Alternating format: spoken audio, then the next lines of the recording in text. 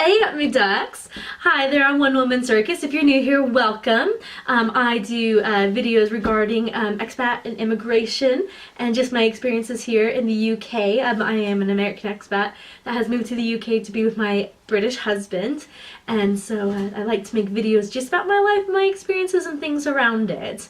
If you like it, like I said, hit that like button, turn on that subscribe notification bell, just so that we've got, you know, my notifications hitting you if I update with anything cool that's happening around here. But without further ado, I just would like to jump into it.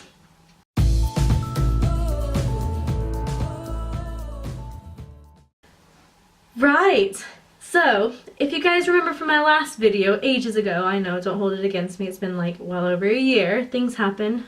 That's another video.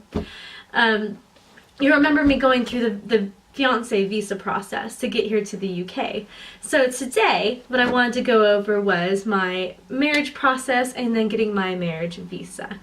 Again, if you remember, well, if you need to, go back and watch my fiancé visa marriage video. I point blank talk about it in there, how we had set our marriage to be for February 14th, 2011.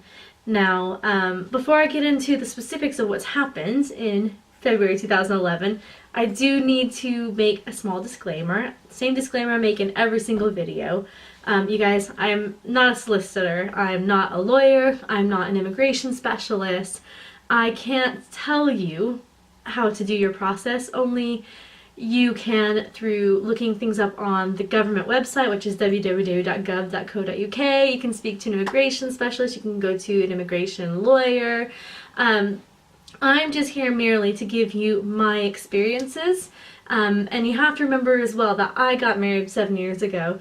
So for what I went through, things could potentially have changed. So I don't want to sit here and give you advice based off of my experience 7 years ago, when the likelihood is that laws and processes and stuff may have changed a little bit since then. So again, what I'm here to tell you today is just my experience. Whether it helps kind of give you a little bit of a loose guideline or idea of what's up, what's happening, great. If you have any questions, I can try to answer them. But again, honestly, I'm not, I'm just here to give you what happened with me. So hopefully you enjoy. Right. So getting into it, my husband and I, we did get married in February 14th, so Valentine's Day, 2011. Now he says he's done it to be romantic. I think he's done it because he was trying to get out of forgetting when his anniversary was. So killing two birds with one stone, methinks. I'm on to him. And what we ended up doing was going to the registrar office first. We didn't do a fancy wedding or anything of that sort.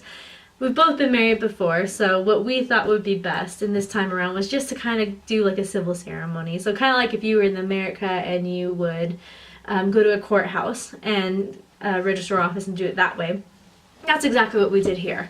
But because of my immigration status and being here on a fiancé visa, and I'm going to assume probably in other situations as well, if you've come over to get married pretty quick, they'll probably want you to go through a process sort of similar to this. But I came over on my fiancé visa. When we arranged the date to get married, the registrar office gave us some paperwork to take to the local government office that deals with immigrants kind of like me and things like getting married. So we made the appointment. We arranged it to be, I think it was probably about 2-3 weeks before we got married. I have to tell you, during this whole time, I was panicking because I was thinking it was going to be like, oh, what's that old movie in the 90s with the French actor and, was it Green Card? Where he comes to America and they have to like fake their relationship so you can get a green card to stay in America, that sort of thing. I'm thinking it's going to be something like that. They're going to be like testing me to the hilt. They're going to be asking me all numbers of questions under the sun. What's his sign? How old is he? What's his favorite color? What's his favorite movie? What's his favorite food? Like, you name it. I was panicking, thinking I needed to know it. I mean, I was making lists. I was checking them twice. I was having Dave make lists on me. The poor guy thought I was nuts, and I was. We get to the day of this interview that we have to go to, this pre-marriage interview, to determine that we are not doing this unlawfully. And I honestly, I thought I was going to throw up. I was so nervous because I thought, what if I said something wrong or did something stupid or they didn't deem me smart enough? Or, I mean, we had a relationship. I could prove it. I had paperwork. I had screenshots. I had pictures from us visiting, but you still just kind of get nervous. I tell you what, when you get so nervous you have to like pee a lot. That was me. It was absolutely insane. I get there to the office with Dave, and we sit down, and the first person to get called in, of course, because they must have known how nervous I was, they call in Dave. I'm thinking, great, so I had to sit out there by myself for 15 minutes while this officer sits there and interviews Dave. Apparently she had told Dave, no, you can't say anything to your partner on the way out because I need to interview her as well, so don't say anything, just send her in. So about 15 minutes later, he comes back out, and I get put in, and I'm sitting there, and I'm one of those stupid people that when I'm nervous, I make really stupid jokes, and I'm the only one laughing, and then they look at me like I'm an idiot. So, here I am, trying to rein it in and not sound like a psycho. And I'm going through all these questions in my head that I've memorized, and I tell you what a letdown. All that studying and prepping for absolutely nothing. Absolutely nothing. I get in there, and she literally asks the most basic questions.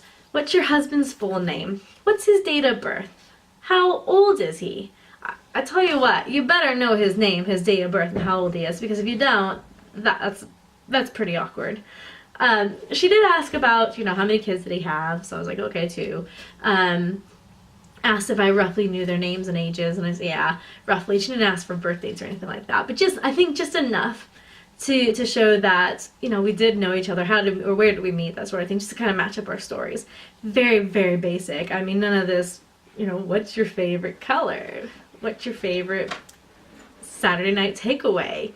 It was ridiculous. I hyped it up all for nothing. I come to find out later, the reason that they do this, though, is they are trying to prevent things like prearranged marriages from different countries. They're trying to prevent like people coming in using somebody as a method to get into the country that's not legitimately a couple, and just things like that. So as per norm that you would expect in a visa sort of process, both parties need to be at least 18 or older and consenting. Obviously within good legal standings, it's usually helpful if you don't have some sort of criminal conviction records, that sort of thing. I'm a basic, boring person, so nothing on my side to worry about, really. Got through that appointment really quick. On the 14th of February, my husband and I did get married. We had a nice little ceremony with some friends and family. And, oh, hello. Oh, hello. Hi. He's joining me for the rest of this video, I suppose. But we did have a nice little ceremony. And then after that, we had to apply for the marriage visa. Now, oh, hi, Mac. You need to sit down, baby. Come on. Sit down. Sit down. No, sit. Thank you. Right. Sorry about that. So we applied for the marriage visa, and I'm sorry, the marriage.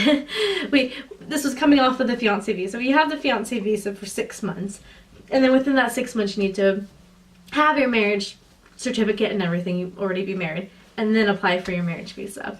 So I had applied for my marriage visa right after we got married. We did it pretty well immediately because just having the time, just needing to get it done.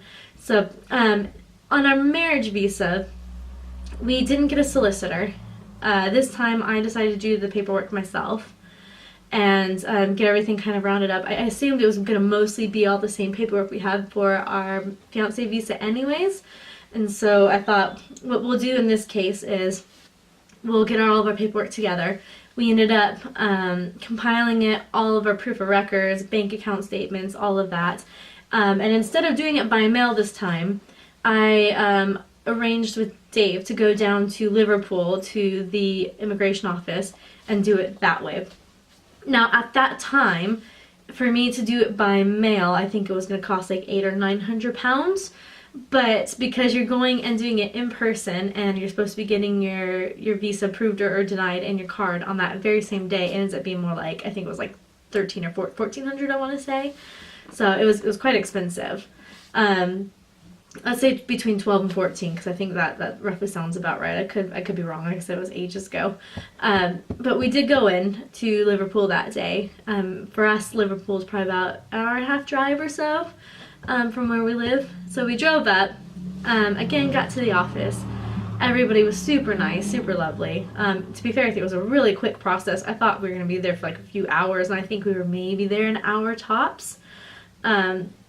You go in, you go through security, you sit through one room of people, and they call you, and then they individually bring you back, and then they check your biometrics. They have you check certain, it's like certain phases. Like I was in one room, then I was in another, and then I was meeting with somebody in a third room. And then when you're done with that, you give them all your paperwork and everything, and you come back to the second waiting room, and you wait for them to go through all the paperwork and process and stuff.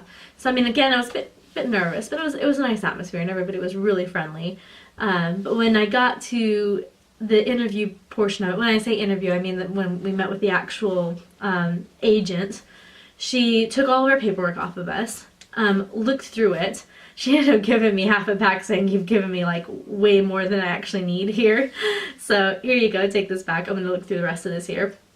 And had us way out in the hall while she finished looking through everything. She asked us a couple questions, but they're, again, very minor, like, questions. Just things that I think, again, pretty much everybody would know. How'd you meet? Where did you meet? How long have you guys known each other? That sort of thing.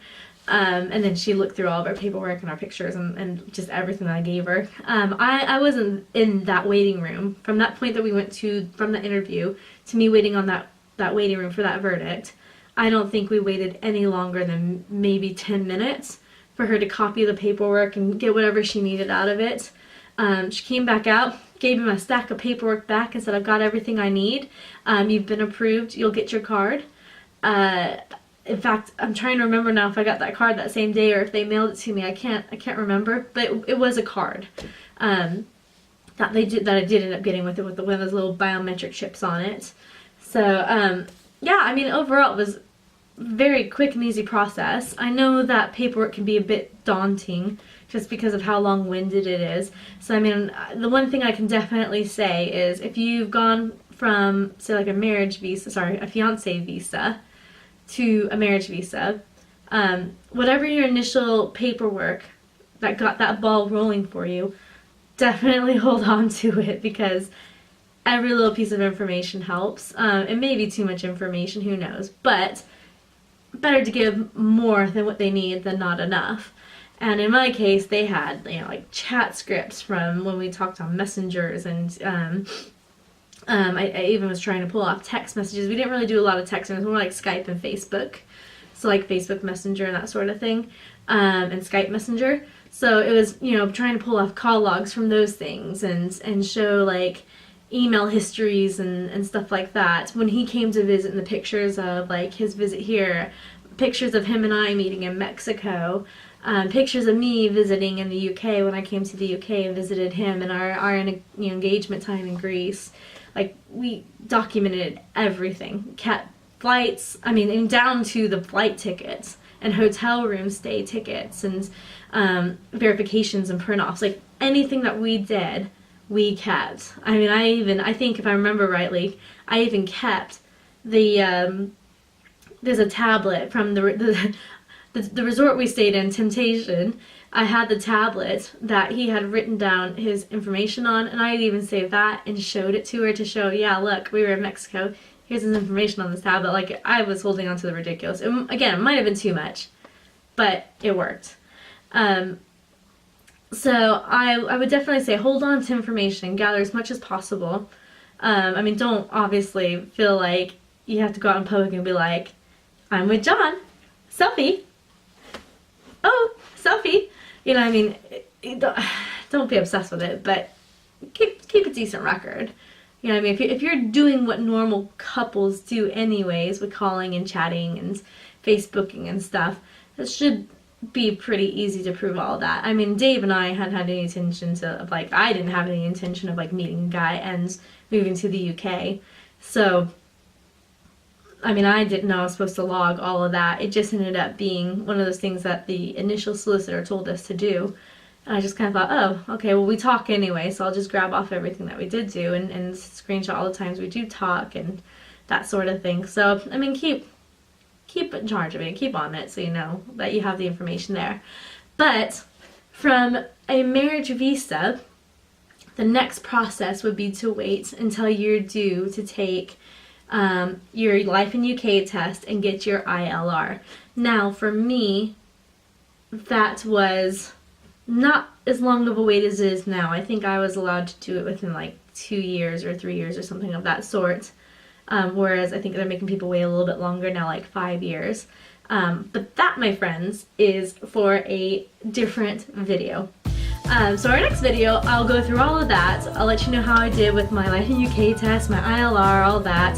And you know, if you have any questions, pop them in the boxes below. You know, I mean, there's lots of chat room. It's pretty empty, as you can see.